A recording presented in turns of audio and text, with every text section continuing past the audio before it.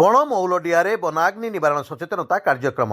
ପାଟଣା ବନାଞ୍ଚଳ ଅନ୍ତର୍ଗତ ତଣ୍ଡବିଟ ମୌଲଡିଆ ଗ୍ରାମରେ ଆଜି ପାଟଣା ବନ ବିଭାଗ ପକ୍ଷରୁ ଜଙ୍ଗଲ ନିଆଁ ନିବାରଣ ସଚେତନତା ସଭା ଓ ଶୋଭାଯାତ୍ରା ବନାଞ୍ଚଳ ଅଧିକାରୀ ବନବିହାରୀ ସର୍ଦ୍ଦାର ଓ ବନପାଳ ନିରଞ୍ଜନ ସେଠୀଙ୍କ ପ୍ରତ୍ୟକ୍ଷ ତତ୍ତ୍ୱାବଧାନରେ ଅନୁଷ୍ଠିତ ହୋଇଯାଇଛି। ଅଟେଇ ସଂରକ୍ଷିତ ଜଙ୍ଗଲକୁ ନିଆଁ ଦାଉରୁ କିପରି ରକ୍ଷା କରାଯାଇପାରିବ ଏବଂ ବନ୍ୟଜନ୍ତୁ ସୁରକ୍ଷିତ ରହିବେ ସେ ବିଷୟରେ ବିସ୍ତୃତ ଆଲୋଚନା ହୋଇଥିଲା।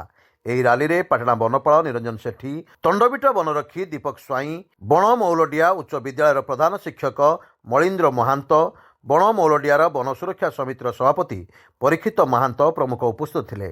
ଏଠାରେ ବନ ସୁରକ୍ଷା ସମିତିର ସଦସ୍ୟା, ସ୍ୱୟଂ ସହାୟିକା ଗୋଷ୍ଠୀର ମହିଳା, ଛାତ୍ରଛାତ୍ରୀ ଓ ଗ୍ରାମବାସୀମାନେ ଉପସ୍ଥିତ ଥିଲେ।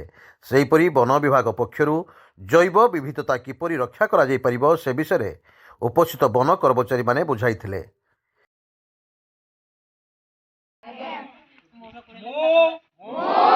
ଈଶ୍ୱରଙ୍କ ନାମରେ ଶପଥ କରୁଅଛି କି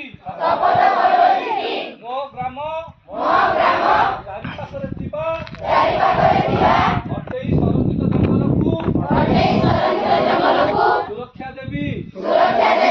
ଜଙ୍ଗଲରେ ନିଆଁ ଲାଗିଲେ ନିଜେ ଲିଭାଇବି ଓ ତତ୍ସହିତ ବନ ବିଭାଗକୁ ଖବର ଦେବି।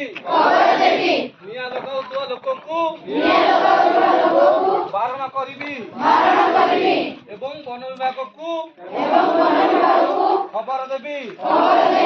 ଏହା ସତ୍ୟ ସତ୍ୟ ସତ୍ୟ ତ୍ରିବାର ସତ୍ୟ। କେଉଁଝର ପାଟଣାରୁ ଦଶରଥ ବାରିକଙ୍କ ରିପୋର୍ଟ, ସ୍ୱତନ୍ତ୍ର ଓଡ଼ିଶା ଲାଇଭ୍।